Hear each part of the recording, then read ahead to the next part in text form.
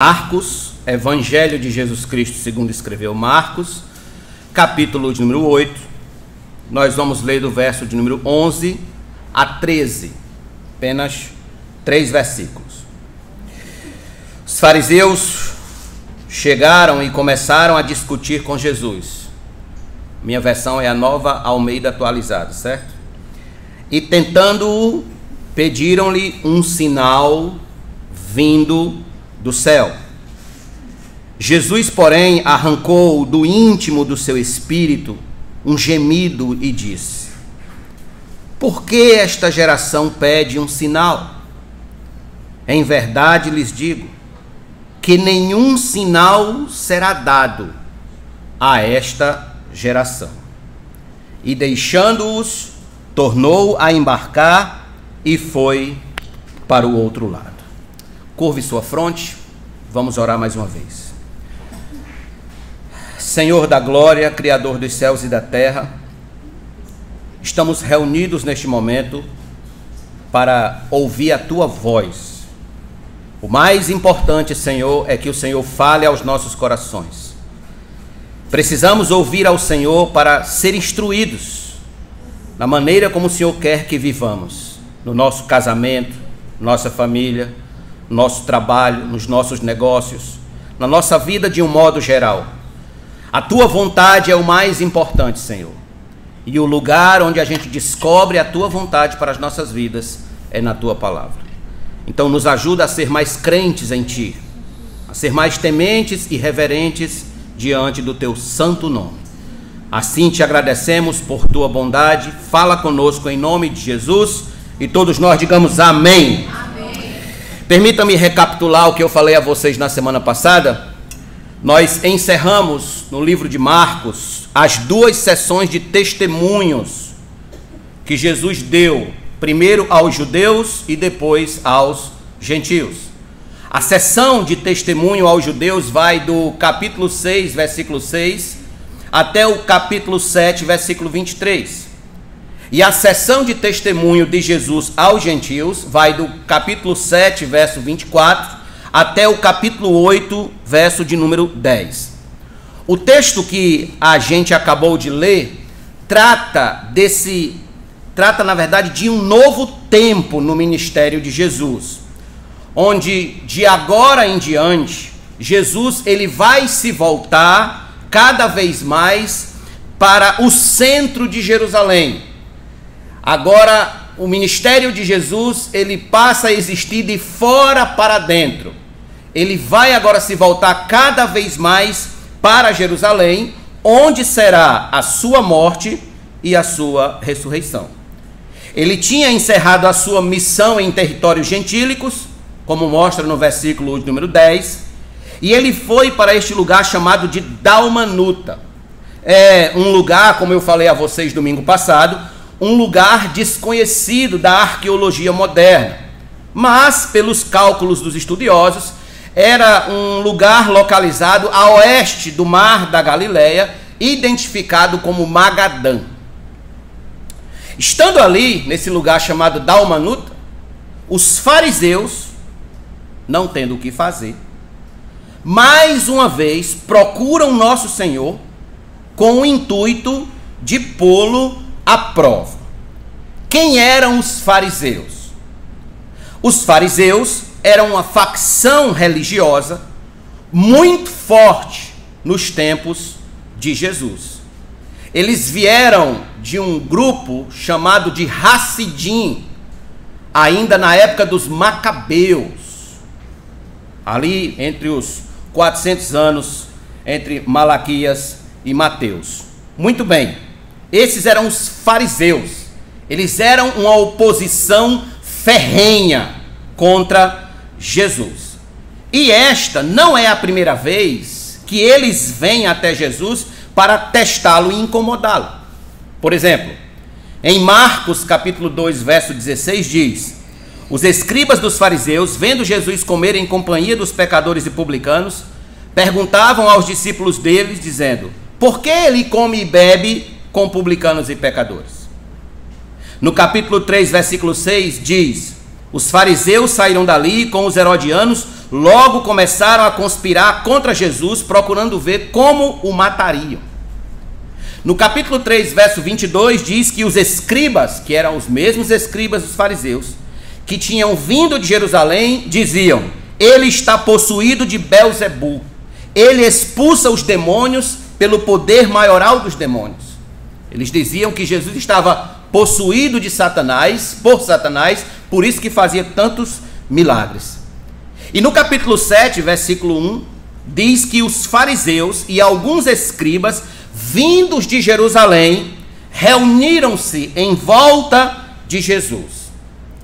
E agora, aqui, como acabamos de ler, eles vêm novamente até Jesus e começam a discutir com ele. Volte seus olhos para o texto agora. A ideia de discutir aqui é a de disputar sobre a legitimidade de Cristo. Eles queriam mostrar que Jesus não era um líder espiritual legítimo, mas que Jesus era um líder espiritual impostor. E a melhor maneira que eles encontraram de provar que Jesus era um impostor religioso foi pedindo a ele um sinal vindo do céu. Veja o versículo 11. E tentando-o, essa palavra tentando, ela tem o mesmo sentido de pondo à prova, fazendo um teste com ele, pediram-lhe um sinal vindo do céu. Preste atenção aqui. Nós vamos fazer agora algumas observações e vocês imaginem essas observações como sendo... Não tem o semáforo de trânsito, o verde, o amarelo e o vermelho? Pronto. Lembrem dessas observações como aquela luz amarela que pede atenção, que pede cautela, certo? Que pede com que a gente tenha cuidado. Então, em primeiro lugar, a primeira observação é que sinais e prodígios não autenticam a legitimidade se alguém veio de Deus ou não. Eu vou repetir isso aqui. Sinais e prodígios não dizem se alguém é de Deus ou não é. Por exemplo, venha comigo rapidinho, por favor. Se você não puder, escute. Aqui em Deuteronômio, capítulo número 13, o quinto livro da Bíblia, Deuteronômio 13. Veja comigo dos versos de número 1 em diante. Deuteronômio 13. Verso de número 1 em diante. Coloque o dedo aí no livro de Marcos e venha aqui em Deuteronômio. Se não, escute. Capítulo 13, verso 1 em diante.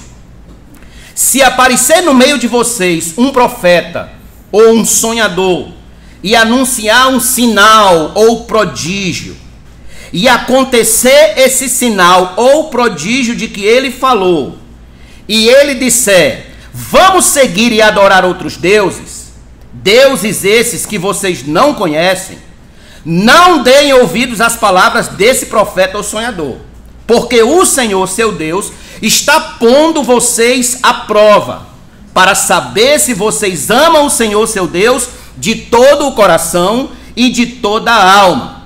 Sigam o Senhor, seu Deus, e temam somente a Ele. Guardem os seus mandamentos, deem ouvido à sua voz, sirvam-no e sejam fiéis a Ele. Esse profeta ou sonhador será morto, pois pregou rebeldia contra o Senhor, o Deus de vocês, que os tirou da terra do Egito e os resgatou da casa da servidão.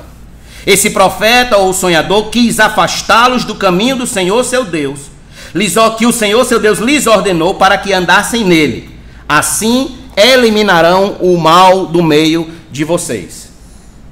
Por que Deus permite que certos falsos profetas se levantem no meio do seu povo? Para pôr o seu povo à prova. Então, diante desse texto aqui, eu pergunto: será, irmãos, se é preciso falar muito, falar demais, para os irmãos que aqui estão, que tenham cuidado com o que vocês veem e com o que vocês ouvem nas redes sociais de gente que se diz servo de Deus por aí? Será se é muito pedir que os irmãos tenham cuidado, mantenham a luz amarela acesa com cautela? Porque como saber se alguém é um verdadeiro profeta, um verdadeiro pregador da palavra de Deus ou não? Não pelos sinais, não pelos prodígios, não pelos milagres, mas pela fidelidade da pregação que ele traz para o povo. Se ela condiz com a vontade de Deus, se condiz com as Escrituras. É assim que se conhece quem é de Deus e quem não é. Eu já falei para vocês aqui como se fabrica o veneno de rato. O veneno de rato, 95% é trigo, 5% é estricnina, mortífero, um elemento químico mortífero. Estricnina, apenas 5%. O rato é atraído pelo trigo, mas no trigo está o veneno. Muitos pregadores e líderes atuais são como o veneno de rato. Tem todo um discurso, toda uma aparência, todo um jogo de palavras que você diz, é de Deus, é meu irmão. Você decide logo que é seu irmão. É meu irmão. Porque há uma ingenuidade muito grande por parte dos crentes atuais de que quem fala de Deus já é irmão. E não é bem assim que as Escrituras nos ensinam, meus irmãos. Não é assim. Tem uns critérios aí a serem observados e eles são sérios. Eles são importantes. Então, nunca esqueçam que Jesus disse que um dos sinais da proximidade de sua vinda é que surgirão falsos cristos e falsos profetas operando sinais e prodígios para enganar, se possível, os próprios eleitos. Marcos 13, 22. Portanto, sinais e prodígios não provam necessariamente quem é de Deus e quem não é. Segunda observação, a segunda luz amarela. Que tipo de gente é a que tenta Jesus a fazer sinais para provar que ele é filho de Deus? Que tipo de gente? Que qualidade de gente? Lucas capítulo 4, versículo 3 diz: então o diabo disse a Jesus, se você é o filho de Deus, mande que esta pedra se transforme em pão. O diabo, o inimigo de nossas almas, é o primeiro a pedir um sinal se ele é filho de Deus. Você é filho de Deus? Você é o legítimo filho de Deus? Transforma as pedras em pão. E aqui estão os fariseus pedindo a mesma coisa. Faça um sinal do céu e a gente crê em você. A gente vai ver que você é filho de Deus. Então esse é o tipo de gente que quer sinal da legitimidade da filiação de Cristo, que vive o tempo todo ansioso por sinal. É o tipo de gente. Terceira observação é que os fariseus, eles pedem um sinal com uma intenção negativa no coração e não positiva. Nós vamos ver já já que não é de todo errado pedir um sinal, mas pedir um sinal com intenção negativa é. Então, observe.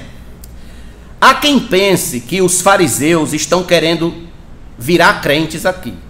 Estão querendo ser crentes em Jesus. Se converter a Jesus. Que não seria nada demais Jesus operar um milagre, um sinal vindo do céu para que eles se convertessem. Que seria demais? Que seria demais para Jesus? Não seria nada demais. Entretanto, amados, a questão aqui não é o poder para operar ou para não operar. A questão aqui é que eles, os fariseus, já tinham uma opinião formada contra Jesus. Todo e qualquer sinal que nosso Senhor fizesse não adiantaria de nada. Não seria o suficiente. Por exemplo, Em João capítulo 10, versículo 37, Jesus disse aos judeus, provavelmente fariseus, que estavam debatendo com ele: se não faço as obras do meu Pai, não acreditam em mim. Mas se faço e vocês não creem em mim, creiam pelo menos nas obras, para que vocês possam saber e compreender que o Pai está em mim e que eu estou no Pai. Por mais que Jesus fizesse milagres, eles não acreditariam. Porque quantos milagres e prodígios, quem vem acompanhando a exposição de Marcos, lá do capítulo 1 até agora, quantos milagres Jesus já não fez? Quantos prodígios, quantos sinais Jesus já não operou aqui? Quantas maravilhas, acalmando tempestade, libertando o endemoniado de uma legião de demônios, fazendo surdo ouvir, fazendo cego enxergar, purificando leprosos, enfim, quantos sinais Cristo já não deu aqui que ele é de fato o Filho de Deus. Mas eles já estavam com o coração tomados de ranço, de inveja, de ódio contra nosso Senhor. Não adiantava tentar provar nada a essa altura, eles já tinham conspirado para matá-lo. Quando alguém já está com a opinião formada contra a gente, irmãos, não adianta mais, nem mais. Você pode dar ouro para aquela pessoa. Ela vai dizer que você está dando ouro com a intenção de prejudicar ela. Assim é Cristo. Se Cristo aqui entrasse na onda dos fariseus, ele tinha se prejudicado. Quarta observação: crer em Cristo mediante sinal, por meio de um sinal, tem que ter um sinal para eu crer, é reflexo de coração incrédulo e não de coração crente. Os fariseus, eles não queriam um sinal porque eles tinham fé que o Senhor poderia operar um sinal. Eles queriam um sinal porque eles não criam nele, não acreditavam, não estavam nem aí para a sua mensagem, nem para as suas obras. Ouça, a fé que depende de sinais para se sustentar em Cristo não é uma fé legítima. É falsa. É mentirosa. Se você que me ouve aqui hoje à noite, preste atenção. Se você precisa ver sinais, prodígios, milagres e maravilhas para crer em Cristo, então você não entendeu o Evangelho. Você não compreendeu o Evangelho, porque o centro do Evangelho não são os milagres, não são os prodígios, não são os sinais. O centro do Evangelho é a pessoa de Cristo. A grande mensagem do Evangelho é e sempre será Cristo. Cristo Jesus somente. Qualquer acréscimo a isso é anátema, maldito, amaldiçoado, não tem legitimidade celestial.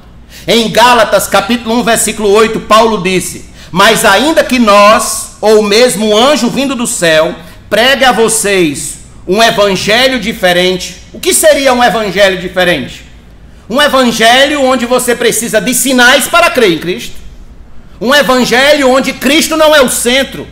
Um evangelho onde milagres, onde prodígios, onde maravilhas, onde qualquer outra coisa seja mais importante do que a pessoa de nosso Senhor e Salvador Jesus Cristo. Isso seria um outro evangelho. Então Paulo fala: se for diferente daquele que temos pregado, que esse seja anátema. A palavra anátema significa maldito.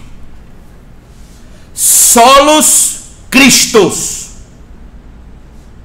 Cristo somente.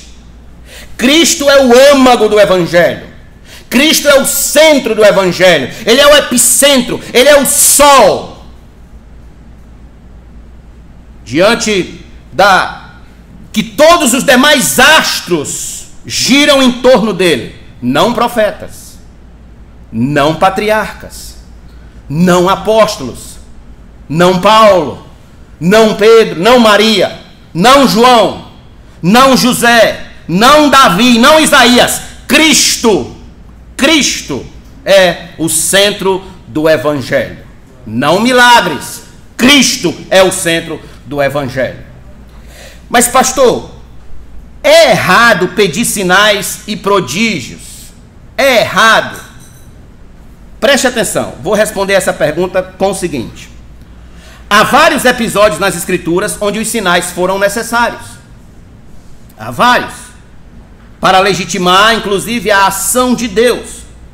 O Senhor, ele não se deixou sem testemunho. Em várias passagens bíblicas do Antigo Testamento, por exemplo, nós temos Deus agindo com sinais e maravilhas, autenticando a sua soberania, seu poder, sua misericórdia e o seu amor. Êxodo capítulo 4, verso 30 e 31, está escrito que Arão falou todas as palavras que o Senhor tinha dito a Moisés e fez os sinais diante do povo. Os sinais.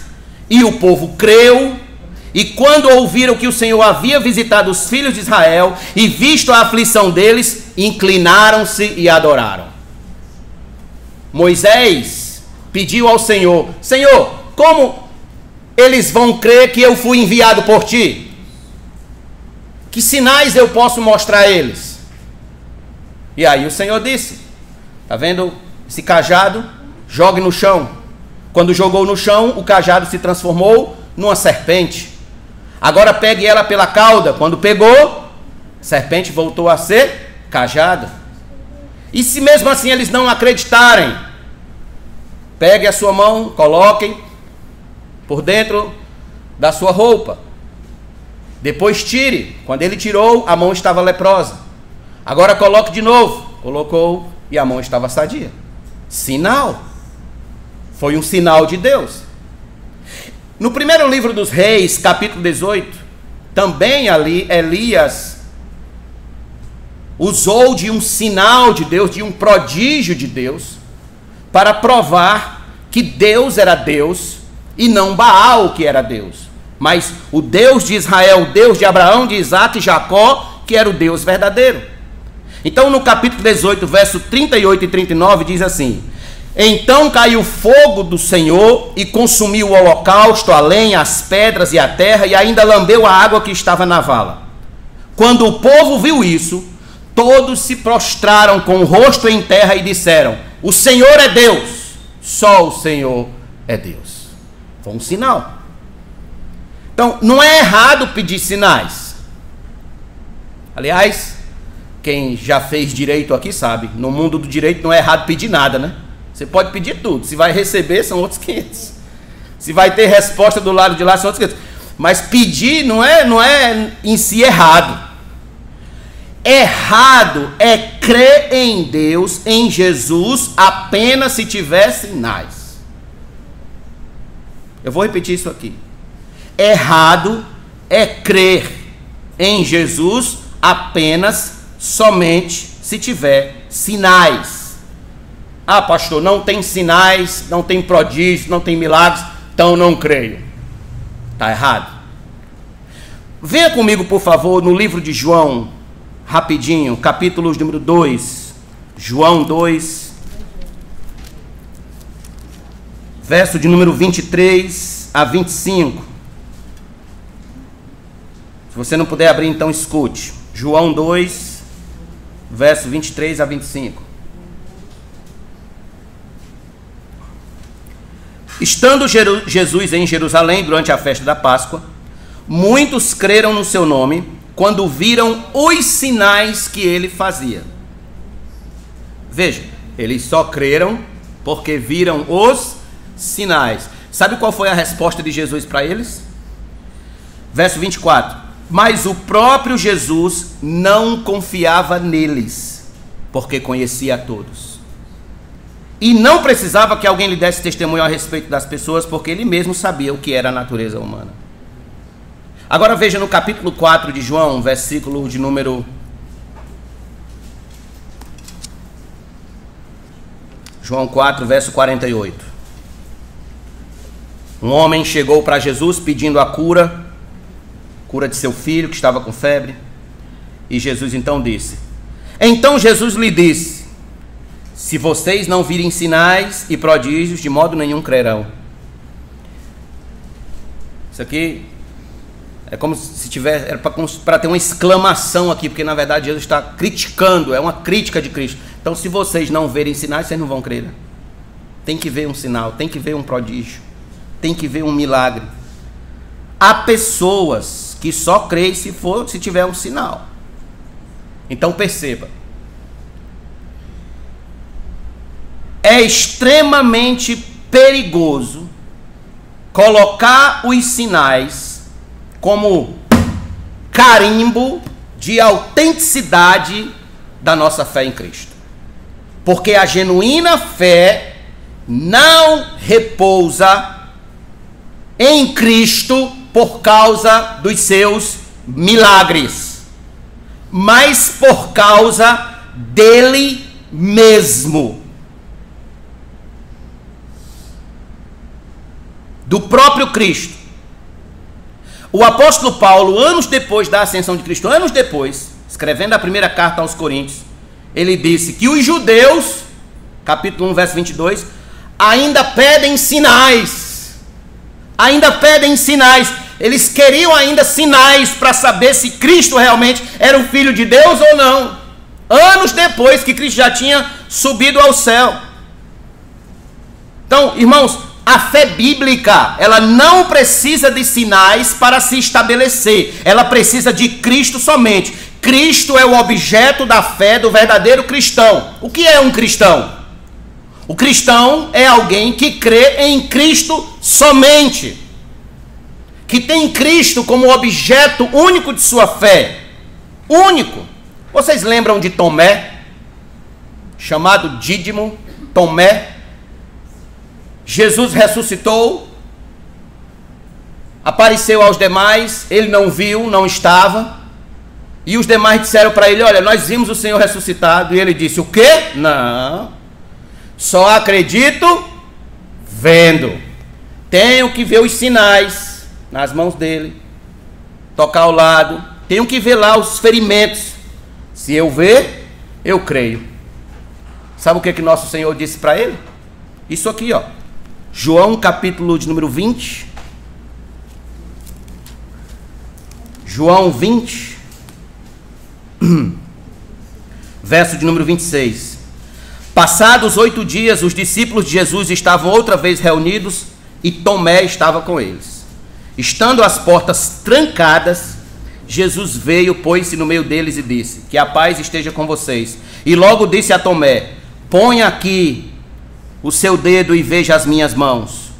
Estenda também a sua mão e ponha no meu lado, onde ele tinha sido perfurado com a lança. Não seja incrédulo, mas crente.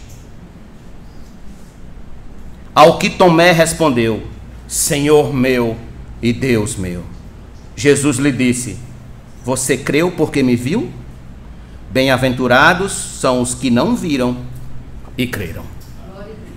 Os que não viram. Há pessoas que vivem como Tomé. Elas até ouvem falar de Cristo, elas até dão ouvidos, mas elas só confiam mesmo se verem sinais, se verem milagres, coisas extraordinárias, bola de fogo caindo do céu, água se abrindo, mar se abrindo, um grande milagre. Senão ela não vê. Isso é perigoso. Perigoso, irmão, porque te afasta do âmago do Evangelho. Te afasta da pureza do Evangelho, da mensagem simples do Evangelho. Afasta você e leva você para águas profundas, agitadas e tortuosas. Águas perigosas que vão lhe matar para a eternidade. Eu estava pregando numa cruzada na cidade de Capistrano, lá no Ceará. E uma mulher chegou para mim no final do culto e pediu para eu orar por ela. E eu orei junto com ela lá, e quando eu terminei de orar, ela disse: pastor, Deus não lhe revelou nada para mim, não? E era para revelar. A irmã veio com: não me revelou, não. Como assim Deus não revelou? O senhor é pastor, Deus tem que revelar. Eu disse: eu não sabia disso, não. Então tem pessoas que elas precisam de estar com esse tipo, se alimentando desse tipo de misticismo para poder manter a fé dela viva.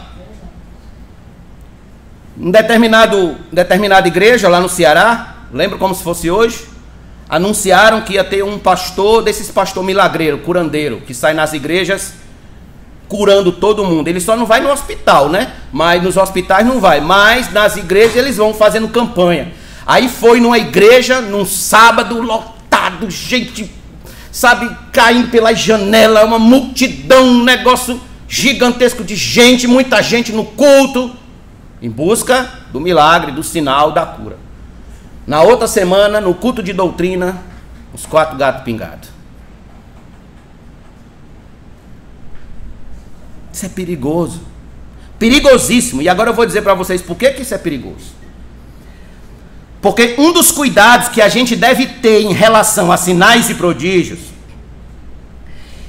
é que o sinal e o prodígio, ele pode ser usado mais para me condenar do que para me salvar. Sabiam disso? À medida que você vê um sinal poderoso de Deus e permanece o mesmo crente medíocre, o mesmo crente sem compromisso, o mesmo crente infantil, o mesmo crente que não amadurece, que não avança, o mesmo crente que não está disposto a se sacrificar por Deus. À medida que você vê um sinal, um milagre, e você permanece aquele crente medíocre, mediano, você incorre em pior condenação. Porque você viu o poder de Deus e não reagiu a ele. Por exemplo, eu quero que você venha comigo rapidinho aqui em Atos, capítulo número 2. Atos 2. Versículo de número 22 e 23.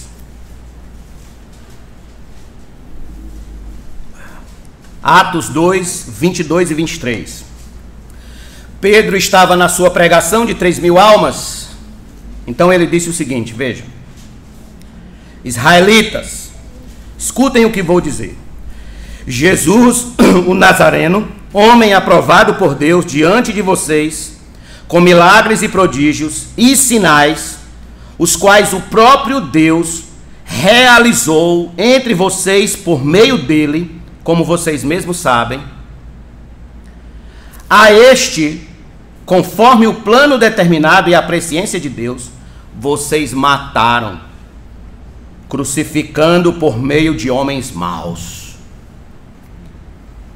Quem foi que matou o Senhor? Os que viram sinais e prodígios. Ao invés deles se tornarem mais crentes, se tornaram mais incrédulos. Mataram o nosso Senhor. Pergunto, você entende o perigo de viver correndo atrás de sinal e maravilha? Você entende agora o perigo do que é dar ouvido a qualquer milagreiro na TV ou na internet? Porque os fariseus queriam um sinal para autenticar Jesus como verdadeiro profeta. Era o que eles queriam. Mas então Jesus responde a eles do seguinte. Volte comigo para Marcos, por favor. Capítulo de número 8.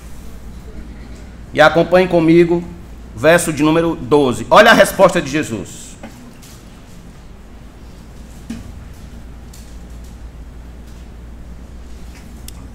Jesus, porém, arrancou do íntimo do seu espírito um gemido e disse: por que esta geração pede um sinal?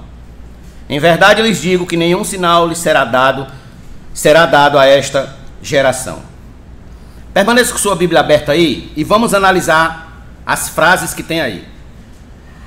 Começa dizendo: arrancou do íntimo do seu espírito um gemido. Esse gemido aqui, profundo do Espírito de Cristo, é um misto de decepção, tristeza e ira. Decepção e tristeza porque como que homens tão letrados podiam ser tão incrédulos? E ira porque a incredulidade não gera outro sentimento no coração de Deus senão ira. Ira. Escute, se você conhece profundamente as Escrituras, mas não pratica, não vive de acordo com ela, você causa tristeza profunda no coração de Deus. Tristeza profunda. Pior do que isso, Você gera ira sobre a sua cabeça. Às vezes, irmãos, eu fico me perguntando sobre quantos gemidos profundos Jesus não arranca do seu íntimo todos os dias, quando nos vê agindo feitos incrédulos. Quando, sendo nós conhecedores da palavra, desobedecemos a sua palavra, rejeitando o seu conselho, não fazendo a sua vontade. Há crentes que fazem o Espírito de Cristo gemer profundamente quando agem com mentira no trabalho, na escola, nos negócios, na família, na igreja. Há crentes que fazem o Espírito de Cristo gemer profundamente, arrancar um suspiro, aqueles bem profundo, de decepção, de tristeza, quando se dizem crentes, mas compram fiado e não pagam. Quando levam uma fechada no trânsito e explodem com uma carnalidade, querendo dar no outro que lhe deu a fechada no trânsito. Ou quando mentem para o marido, quando mentem para a esposa.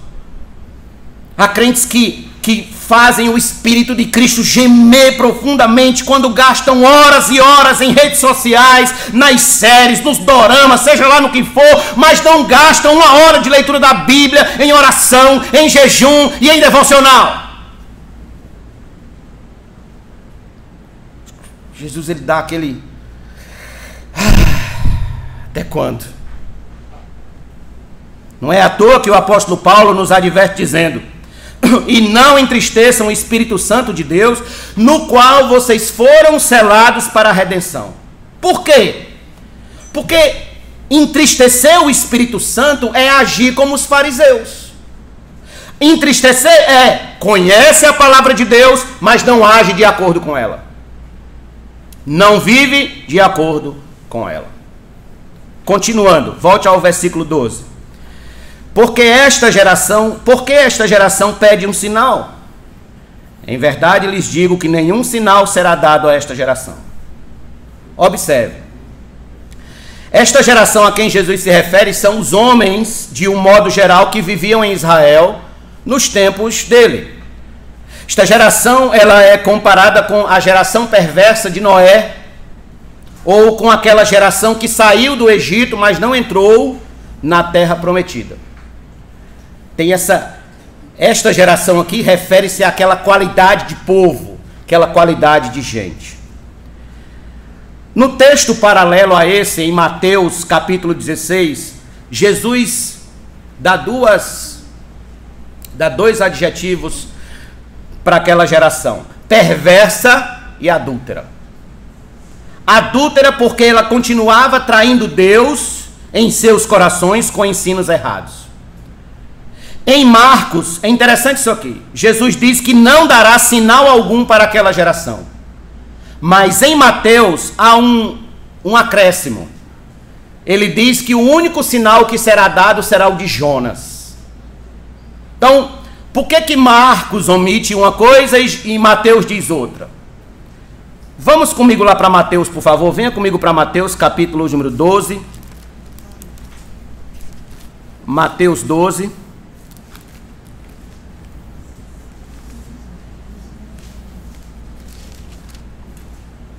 Verso de número 38 a 41. Então alguns dos escribas e fariseus disseram a Jesus: Mestre, queremos ver algum sinal feito pelo Senhor. Lembrando que o texto paralelo ao de Marcos lá não é exatamente esse, é o de Mateus 16, mas a gente vai focar nesse aqui, porque lá também ele fala que o único sinal dado será o de Jonas. Queremos ver um sinal. Mas ele respondeu: uma geração perversa e adúltera pede um sinal, mas nenhum sinal lhe será dado senão do profeta Jonas. Porque assim como Jonas esteve 3 dias e 3 noites no ventre do grande peixe, assim o Filho do Homem estará 3 dias e 3 noites no coração da terra. Ninivitas se levantarão no juízo contra esta geração e a condenarão, porque se arrependeram com a pregação de Jonas. E aqui está quem é maior do que Jonas. Observe.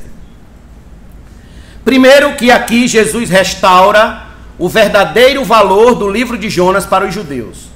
Os judeus da época de Jesus não gostavam muito do livro de Jonas. Por quê? Porque Jonas pregou para gentios e gentios se converteram. Então eles tinham uma certa rejeição com Jonas. Jesus restaura o valor do livro de Jonas. E restaura com 2 pontos importantes. Primeiro, apontando para a sua morte e ressurreição. 3 dias no ventre do peixe é o que o Filho do Homem passará no ventre da terra. Agora preste atenção nisso aqui. Conta-se, eu não sei o grau de veracidade, mas conta-se que havia uma lenda entre os ninivitas que o verdadeiro profeta de Deus era aquele que viria do mar. Quem foi que veio do mar? Jonas. E Jonas pregou para eles. E eles creram. Então, Jonas, ele foi o sinal. Não é que a pregação foi o sinal. Jonas era o sinal que veio do mar. Jesus é o sinal que veio do céu. Assim como Jonas era o sinal para os ninivitas, Jesus está dizendo: eu sou o sinal para essa geração. Eu sou o sinal.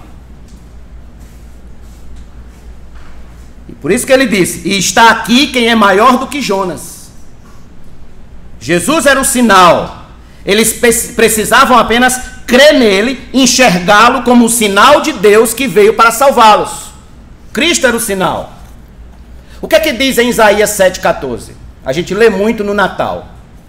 Porque o Senhor mesmo lhes dará um sinal, que a virgem conceberá e dará à luz um filho, e lhe chamará Emanuel. Quem é o sinal? Cristo é o sinal. Jesus é o sinal. Ele foi que veio da virgem, gerado pelo Espírito Santo. Mas junto a isso, irmãos, temos a pregação de Jonas. Jonas pregou e os ninivitas creram e se converteram. Aí Jesus diz: está aqui quem é maior do que Jonas. Se eu sou maior do que Jonas, então a mensagem que eu prego a vocês, vocês devem também crer. Se vocês não crerem, não serão salvos. Se não crerem, permanecerão condenados. Aquela geração perversa e adúltera seria condenada pela geração dos ninivitas, que creram na mensagem de Jonas. Agora isso aqui é interessante, porque aquela geração de fariseu, eles se achavam muita coisa. Eram os super religiosos, fanáticos, religiosos, muito religiosos, se achavam os paradigmas, os modelos da religião. Mas Jesus está dizendo: uma geração de gentios vai se levantar e condenar vocês.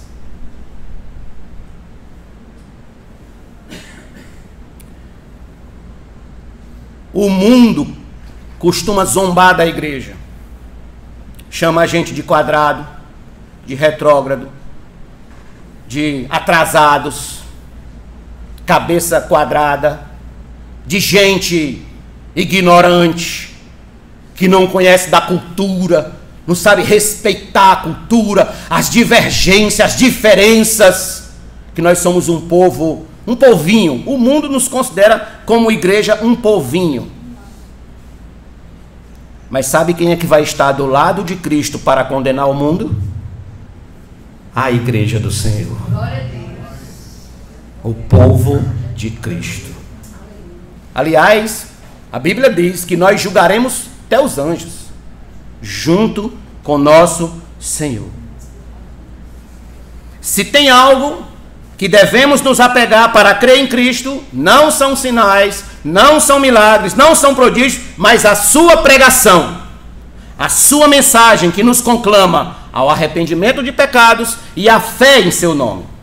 A pessoa que busca sinais para manter aceso o fogo da sua fé será condenada pela geração dos ninivitas, que creram na pregação de Jonas, Porque a salvação vem pela fé, e a fé vem pela pregação da palavra. Romanos capítulo 10. Dê atenção à pregação do evangelho. Ouça a mensagem, medite na mensagem, creia na mensagem do evangelho e você verá o sinal de Deus a esta geração. Qual é o sinal de Deus? Cristo é o sinal de Deus. Você verá Cristo, verá que ele foi enviado do Pai para pagar os preços pelos seus pecados, morrendo na cruz do Calvário, passando 3 dias no seio da terra e ressuscitando para a glória de Deus. Cristo é o sinal. Glória a Deus. Não eu e nenhum outro homem. Cristo somente. Agora, outra verdade que a gente aprende nesse texto, irmãos, é sobre a maneira como a gente deve pedir alguma coisa a Deus. Não com arrogância, mas com humildade. Porque Jesus não age de acordo com as nossas exigências e caprichos. Jesus não age. Jesus age à maneira dele. Nosso Senhor deixa claro aos fariseus que não era da maneira que eles queriam ver o que viria o sinal, mas da forma como Deus queria que fosse. Se eles quisessem uma pista, olhassem para Jonas. Jonas era a pista. Mas não da maneira deles. O pedido arrogante deles soava como se eles estivessem dizendo: nos dê um sinal e aí a gente acredita em você. A gente carimba que você é filho de Deus. Nos dê um sinal. Aí você continua como realmente seu ministério legítimo. Do contrário, você é só um impostor. Era como se Jesus precisasse da aprovação deles para ser filho de Deus. Para ser taxado de verdadeiro filho de Deus. Se Jesus não fizesse do jeito que eles queriam, Jesus não era filho de Deus. Jesus não era digno de crédito. Então Jesus respondeu: nenhum sinal será dado a vocês. Cabra macho. Nenhum sinal será dado a vocês. Problema de vocês. Vocês estão querendo sinal? Não vai ser dado. Olhe para Jonas. Olhe para Jonas. Vai ser da maneira como Deus quiser, não da maneira como vocês querem. Irmãos, todo e qualquer movimento de nossa parte que queira colocar Deus contra a parede, exigindo alguma coisa dele, dará em absolutamente nada. Porque Deus não se deixa domesticar por nossos caprichos. Deus não se deixa domesticar por nossas exigências. A vida com Deus, ela funciona de modo contrário ao que os fariseus pensavam. A vida com Deus, o crente é que se submete às exigências de Deus, não Deus que se submete às exigências do crente. Lucas 9:23, Jesus dizia a todos: se alguém quer vir após mim, negue-se a si mesmo, dia a dia, tome a sua cruz e siga-me. Quer vir? Os critérios são esses. 2 Timóteo 2,5. Igualmente o atleta não é coroado se não competir segundo as regras. As regras de quem? Quem foi que estabeleceu as regras para seguir a Cristo? Em Hebreus 12:1 está escrito: portanto também nós, visto que temos a rodear-nos tão grande nuvem de testemunhas, livremo-nos de todo o peso e do pecado que tão firmemente se apega a nós e corramos com perseverança. Aí ele diz: a carreira que nos está proposta. Quem foi que propôs? De que modo é essa carreira? As condições de seguir a Cristo não somos nós que estabelecemos, é Ele mesmo. É de acordo com as regras dele, conforme a carreira que ele propôs. Não há espaço para as nossas exigências, para os nossos caprichos. Vocês estão entendendo por que muitos, os ambientes mais granfinos, né, das sociedades têm assim um certo ranço com o Evangelho? Porque o Evangelho, ele humilha o homem. O evangelho humilha o homem. E vocês acham mesmo que os grandes frequentadores do Paço dos Leões aqui em João Pessoa estão dispostos a serem humilhados pelo evangelho?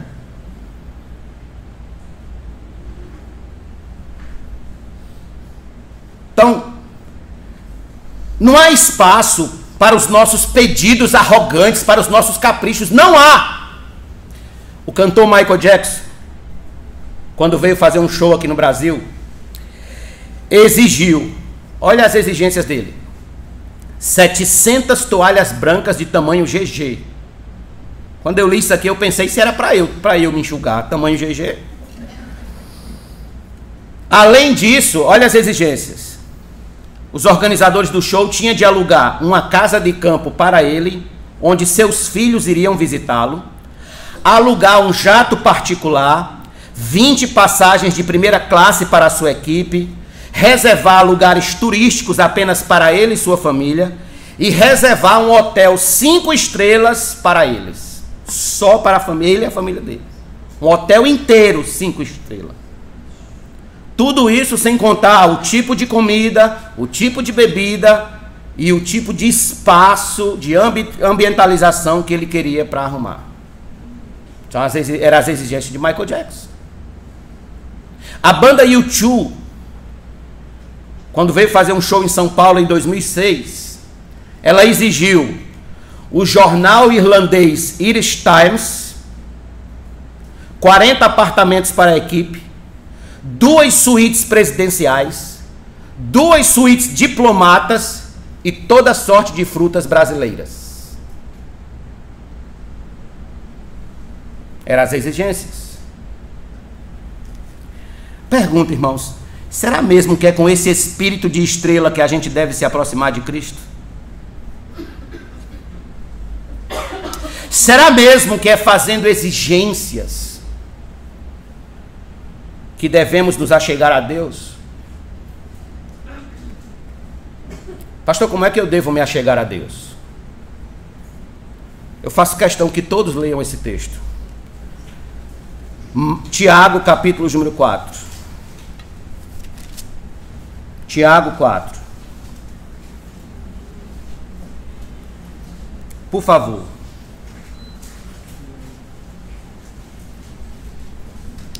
Versículo de número 8 em diante.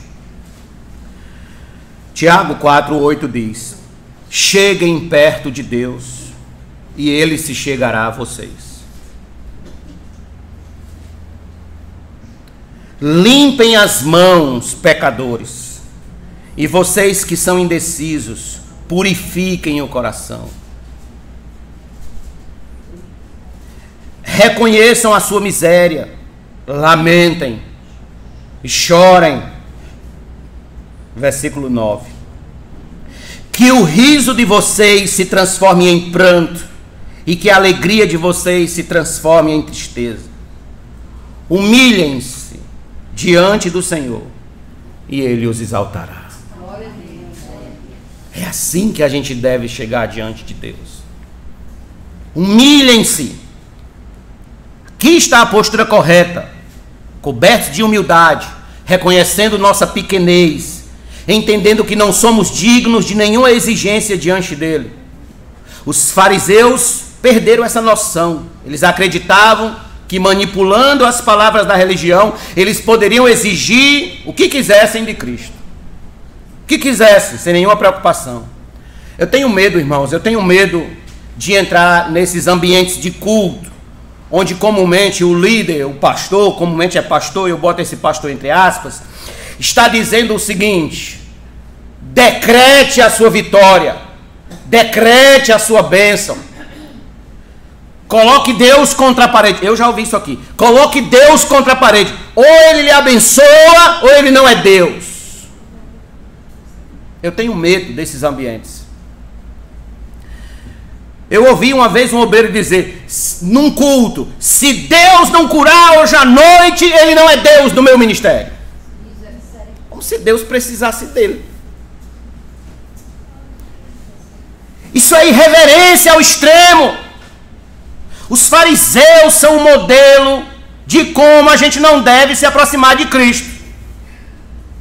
Não com arrogância, não com soberba, não com espírito altivo, mas com humildade, se submetendo à soberania dele. Nenhum sinal será dado, povo arrogante, gente soberba, gente que não sabe se aproximar de Deus, nenhum sinal será dado. E ainda teve outra resposta que foi mais fatídica ainda. Volte comigo para Marcos, capítulo 8, versículo 13. E deixando-os, tornou a embarcar e foi para o outro lado. O último versículo que nós lemos hoje à noite, verso 13. E deixando-os, deixou eles lá, embarcou e foi para o outro lado. Nosso Senhor deixa claro aqui que ele não tem tempo a perder com gente arrogante. Não tem. Não tem tempo a perder com falsos religiosos, gente que não quer nada com Deus, gente que não leva Deus a sério, gente que não é fiel a Ele, é temente a Ele. Ele simplesmente dá as costas e vai para o outro lado. Interessante isso aqui. Eu tenho duas lições práticas que a gente deve trazer para a nossa vida. A primeira, irmãos, é que isso deve nos ensinar com quem a gente deve realmente gastar o nosso tempo, gastar o nosso latim. Se determinada pessoa não quer nada com Deus de um modo sério, fiel, é se despedir e ir para o outro lado. O próprio Jesus diz que a gente não deve jogar pérolas aos porcos. Não deve. É aquele amigo do trabalho que zomba de Cristo, que zomba da igreja de Cristo. Você prega para ele, ele está sempre com zombaria. É aquele amigo da faculdade, aquele professor da faculdade, aquele vizinho, aquele colega, sabe, da natação, do futebol, do basquete, do xadrez, enfim, seja lá de onde for, que você sempre que fala de Cristo, ele está com um risinho de zombaria, querendo ridicularizar, querendo rejeitar, desprezando. Não jogue pérolas aos porcos. Não desvalorize o Evangelho. Não rebaixe o Evangelho para poder encaixar esse tipo de gente. Esse é o tipo de gente que o próprio Cristo deu as costas. O próprio Jesus rejeitou. Lá em Jeremias, quando Jeremias estava orando por aquela geração tortuosa, perversa, Deus disse para Jeremias: Jeremias, não ore por eles, porque eu não vou ouvir sua oração. Pessoas que Deus já rejeitou elas, e a maneira que elas reagem é exatamente como pessoas que zombam do Evangelho e rejeitam o Evangelho. Se forem um eleito de Deus como foi o apóstolo Paulo, no tempo virá. Mas na maioria dos casos não acontece isso não. Na maioria dos casos são pessoas que realmente elas não gostam do Evangelho. Então, não gaste seu tempo, não gaste suas energias se acompanhando com quem realmente não anda com Deus. São estas pessoas que prejudicam a nossa fé. Quer um conselho de amigo? Ande com quem anda com Deus. Se acompanhe com quem se acompanha de Deus. O cordão de 3 dobras não quebra fácil. O ferro afia o ferro. Assim é o crente que se acompanha de outro crente. Por isso que Paulo vai dizer que as más companhias corrompem os bons costumes. As más companhias vão prejudicar. Além disso, segunda lição que nós temos aqui é que Cristo se afasta daqueles que não querem nada sério com Ele. Nosso Senhor não contou mais conversa, deu as costas aos fariseus e foi para o outro lado. Irmãos, se queremos desfrutar da presença, da atenção, do cuidado de Deus, devemos sempre nos reportar a Ele com um coração quebrantado, contrito, humilde, respeitoso, reverente, obediente. Sempre em tom de reverência, de humildade. como um filho se achega ao pai, sem exigências, mas com súplicas e lágrimas. Com súplicas e lágrimas. Porque o verdadeiro crente, o verdadeiro cristão, é aquele que não precisa ver sinais, prodígios, milagres, e isso para crer em Cristo. Ele precisa apenas de Cristo, do Senhor Jesus. Seu alvo é Cristo. Como o apóstolo Paulo disse, corro para o alvo, em busca do alvo, o prêmio da soberana vocação, que é Cristo. E se Jesus não tivesse feito nenhum milagre, nenhum sinal, você não creria nele? Cristo é o alvo. Então permita-me concluir essa mensagem com a leitura desse texto. Se você quiser me acompanhar, está em João capítulo 10, verso 40 e 42, 40 a 42, João 10, do 40 ao 42, que diz assim: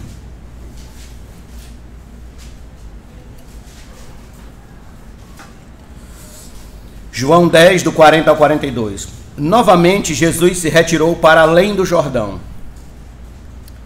Só que uma pausa rápida para eu contextualizar vocês. Lembrem que no capítulo 10, Jesus está tendo uns debates com alguns judeus. E um debate sério a respeito da sua própria identidade. Quando ele diz, no versículo 31, eu e o Pai, ou é 30 ou é 31, se não me falha a memória, eu e o Pai somos um, os judeus pegam pedra para jogar nele. Passado esse debate, o texto diz, ele se retira dali, vai para além do Jordão, para o lugar onde João batizava no início. E ali permaneceu.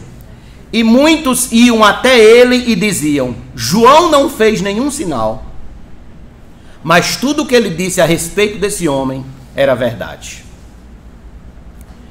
E naquele lugar, muitos creram nele. Cristo é o maior sinal vindo do céu.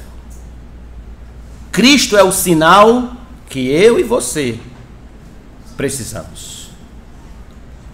E eu acho interessante como termina o versículo. E naquele lugar, muitos creram nele. E eu pergunto, hoje à noite, neste lugar, você crê nele? Você crê nele? Confia nele? Sem nenhum sinal, sem nenhuma bola de fogo caindo do céu, sem nenhum anjo descendo com uma bandeja de prata na mão para entregar uma chave. Você crê no Senhor Jesus? Somente Cristo. Se alguém lhe perguntar o que foi que o pastor pregou hoje, diga, Cristo. E você falou então de toda a mensagem. Cristo é o suficiente. Vamos ficar de pé, vamos orar ao Senhor agradecendo a Ele.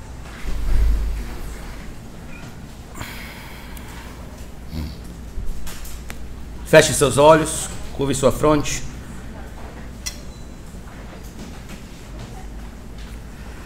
Senhor Deus bendito, te agradecemos por tuas misericórdias e por tua palavra que nos instrui. Muito obrigado, Deus, por nos alertar do perigo que é viver um cristianismo em busca de sinais,